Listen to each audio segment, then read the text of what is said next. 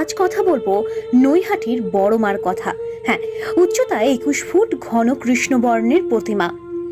কথায় আছে, ধর্ম যার যার, বড় মা সবার। আর এই প্রবাদই মাকে আজ সকলের বড় মা করে তুলেছে।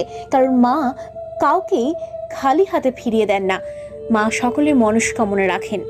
নৈহাটির বাসিন্দা ভবেশ চক্রবর্তী একবার নবদ্বীপে রাস উৎসবে যান। সেখানে গিয়ে তিনি অনেক বড় বড় মূর্তি দর্শন করেন। হঠাৎই তার মনে হয় যে তারও কিছু একটা করা উচিত, আর সেই কথা ভেবেই তিনি তৈরি করেন মূর্তির কাজ। তার অজান্তেই তৈরি হয়ে যায় এই 21 ফুটের ঘন কৃষ্ণ আকৃতির এই মা কালীর মূর্তিটি। তারপরে আস্তে আস্তে সেটি ভবেশ কালী নামেই প্রচলিত ছিল। আস্তে আস্তে মানুষের সমাগম বাড়ে এবং মানুষের ভক্তি বাড়ে। তারপর এটি সকলের বড় মা হয়ে এক রূপ ধারণ করে। এইরকমই ভিডিও পেতে আমাদের চ্যানেলটিকে অবশ্যই সাবস্ক্রাইব করুন।